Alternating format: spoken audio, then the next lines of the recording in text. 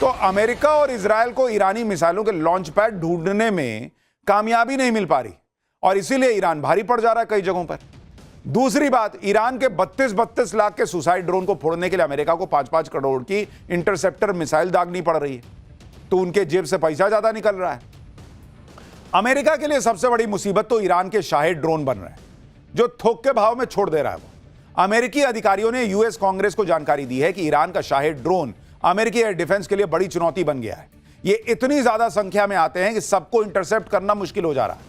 यही नहीं, अमेरिकी सांसदों ने चेतावनी दी है कि मौजूदा संघर्ष अमेरिका के सारे गणित को बिगाड़ सकता है, क्योंकि शाहिद ड्रोन के हमलों को रोकने में इंटरसेप्टर का स्टॉक तेजी से खत्म होता जा रहा है। डेमोक्रेटिक पार्टी के सांसद मार्क केली ने माना है कि ईरान के शाहिद ड्रोन अनुमान से ज्यादा बड़ा खतरा साबित हो रहे हैं, क्योंकि इन्हें रोकने के लिए अमेरिका के पास इंटरसेप्टर की अनलिमिटेड सप्लाई नहीं है बॉस। यानी ईरान की ड्रोन नीति के सामने अमेरिका लड़खड़ा गया है। नौबत यह आ गई कि अमेरिका को यूक्रेन के राष्ट्रपति से मदद मांगनी पड़ रही है। यूक्रेन के राष्ट्रपति जेलेंस्की को, जिन्हें डोनाल्ड ट्रंप ने व्हाइट हाउस में बैठा के भरदम बेइज्जत किया था, अब वही जेलेंस्की दावा कर रहे हैं कि ईरान के शाहिद ड्रोन से निपटने के लिए अमेरिका और मिडिल ईस्ट में उसके सहयोगी उससे मदद मांग रहे हैं। जेलेंस्की ने कहा कि वो इसी शर्त पर मदद करेंगे जिससे कि यूक्रेन का अपना डिफेंस कमजोर ना पड़े। दरअसल 4 साल की लड़ाई में रूस भी यूक्रेन पर हजारों शाहिद ड्रोन दाग चुका है। रूस के ड्रोन हमले से निपटने के लिए यूक्रेन ने 90,000 की कीमत वाले ड्रोन किलर्स बनाए। खास तौर पर शाहिद ड्रोन से निपटने के लिए यूक्रेन ने कम कीमत के इंटरसेप्टर ड्रोन्स बनाए। यूरोप के टॉप डिप्लोमेट्स भी यही कह रहे हैं कि यूक्रेन के अनुभव से ईरान के ड्रोन को काउंटर करने में मदद मिल सकती है। यानी जो अमेरिका पूरे दुनिया का चौधरी बना घूमता है, पूरी दुनिया में अपनी बादशाहत दिखाता है, डोनाल्ड ट्रंप ऐसे बिहेव करते हैं जैसे पूरी दुनिया के राजा हैं, वो अब उसी जेलेंस्की से मदद मांग रहे हैं जिसको उन्होंने बेइज्जत किया था, जिसको कुछ नहीं समझते थे, कहते थे अभी तुम्हारा हालत खराब कर देंगे। आज सोचिए अमेरिका की क्या हालत कर दी ईरान ने कि वो जेलेंस्की से कह रहे हैं कि भाई तू कुछ मदद करेगा। यूक्रेन के राष्ट्रपति के इस बयान के बाद डोनाल्ड ट्रंप का बहुत मजाक उड़ रहा है, क्योंकि आज अमेरिका जिस जेलेंस्की से मदद मांग रहा है, व्हाइट हाउस में उसको बैठा के बेइज्जत करता था, कहता था कि you don't have cards. Iran ने अमेरिका का कार्ड खत्म कर दिया। अब ट्रंप जेलेंस्की को लेकर मीम चल रहे हैं जिसमें जेलेंस्की कह रहा है कि I have the interceptors, card छोड़ो मेरे पास इंटरसेप्टर है। ट्रंप की वजह से अमेरिका का यह हाल हो रहा है। ईरान युद्ध में फंसकर डोनाल्ड ट्रंप की बैक टू बैक बेइज्जती हो रही है। अब डोनाल्ड ट्रंप ने नया शिकूफा छोड़ा। भाई साहब कह रहे हैं कि ईरान में खामनेई की जगह जो भी नया लीडर चुना जाएगा, उस प्रक्रिया में अमेरिका को जरूर शामिल किया जाए। ट्रंप कह रहे हैं कि ईरान के लोगों के साथ मिलकर वो नेता चुनेंगे। डोनाल्ड ट्रंप कह रहे हैं कि उन्हें नहीं लगता कि खामनेई के बेटे मोस्तबा खामनेई अगले लीडर होंगे। जब डोनाल्ड ट्रंप से पूछा गया कि क्या ईरान के दिवंगत शाह के निर्वासित बेटे रजा पहलवी अगले नेता होंगे, तो उन्होंने कहा कि अभी कुछ कहना जल्दबाजी हो। यानी डोनाल्ड ट्रंप ने रजा पहलवी के नाम पर सीधे सीधे इनकार नहीं किया। उधर ईरान यह कहकर ट्रंप का मजाक उड़ा रहा है कि तुमसे न्यूयॉर्क का मेयर तो चुन नहीं पाते, तुम हमारे यहां का नेता चुनोगे। आप सोचिए कि अमेरिका के राष्ट्रपति की कितनी गजब छीछालेदर हो रही है, क्योंकि 2 दिन पहले तक अमेरिका यह नई थ्योरी दे रहा था कि क्योंकि इजराइल ने हमला किया इसलिए अमेरिका को भी करना पड़ा। अब ट्रंप कह रहे हैं कि ईरान का नेता भी वो चुनेंगे।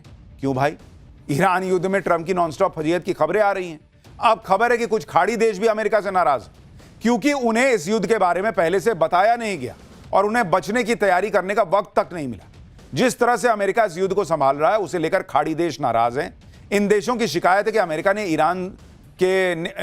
ने और ईरान ने उसे चेतावनी को अनदेखा किया, जिसमें ईरान ने पहले ही कह दिया था कि अगर उस पर हमला होगा तो पूरा इलाका उसकी चपेट में आएगा।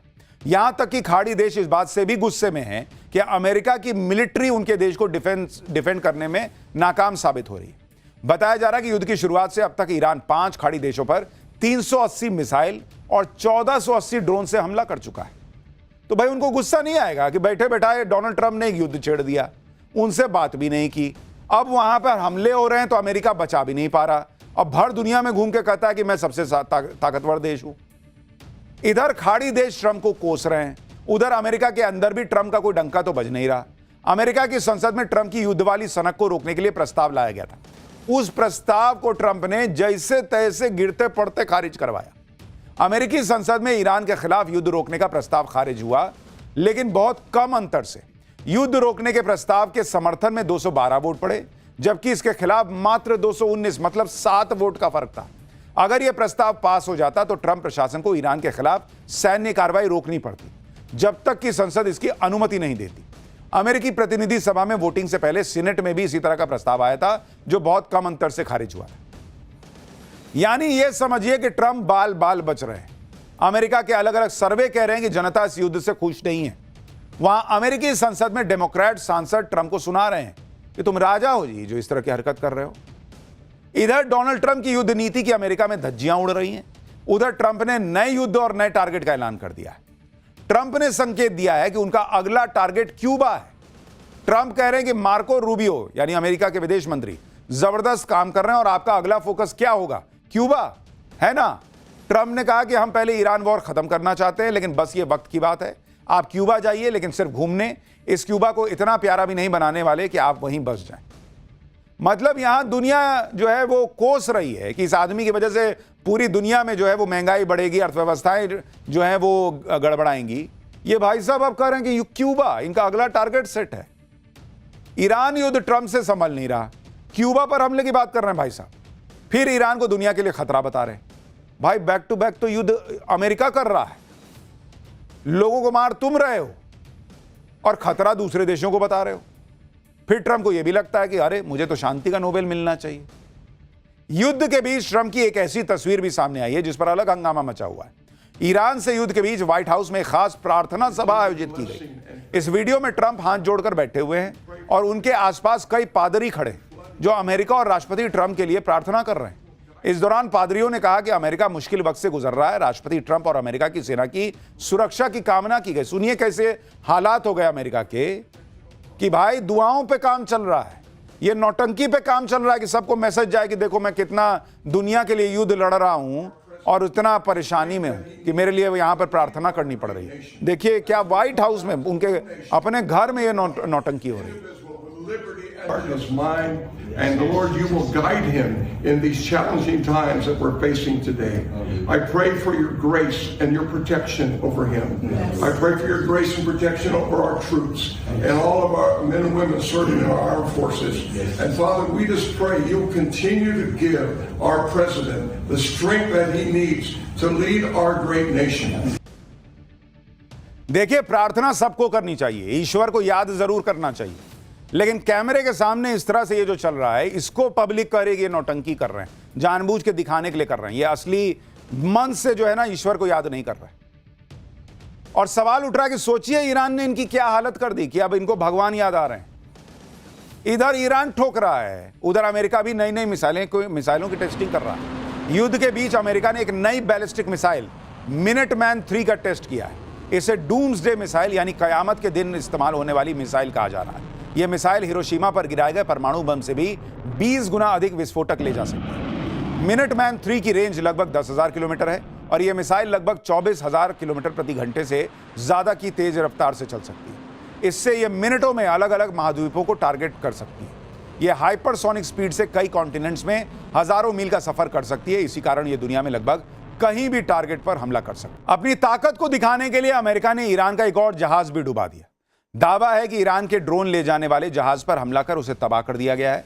ईरान के इस ड्रोन कैरियर का नाम आयरिस शाहिद बाघरी है। साल 2025 में ही ईरान ने इसे लॉन्च किया था। यह जहाज ड्रोन्स के लिए रनवे की तरह काम करता था। अमेरिका की तरफ से लगातार ईरान पर हमले के वीडियो जारी किए जा रहे हैं। जैसे इस वीडियो में अमेरिका के शिप से ईरान पर हमला करने के लिए मिसाइलें दागी जा रही हैं, यह दिख रहा है। ऐसे ऐसे वीडियो के दम पर ट्रंप माहौल बना रहे कि ईरान तो बस बर्बाद हो गया, उसकी नेवी डूब गई, एयरफोर्स खत्म हो गया। अमेरिका का दावा है कि ईरान के बैलिस्टिक मिसाइल के अटैक 90% कम हो गए। इसी सब दावों को लेकर अब ट्रंप का नया बयान आया है। ट्रंप कह रहे हैं कि ईरान से कोई डील नहीं होगी, ईरान को बिना शर्त सरेंडर करना होगा। इसके बाद एक महान और सभी की सहमति वाला नेता चुना जाएगा। अमेरिका और उसके सहयोगी ईरान को तबाही की ढेर से खड़ा करेंगे, ईरान की इकोनॉमी को सबसे मजबूत और ताकतवर बनाएंगे। ईरान का फ्यूचर बहुत ब्राइट होगा। Make Iran great again, MIGA, make America great again कर नहीं पा रहे, मेक ईरान ग्रेट अगेन करने निकले। ट्रंप ऐसा दिखा रहे हैं कि ईरान तो घुटनों पर आ गया है, अब उसे सरेंडर करना ही होगा।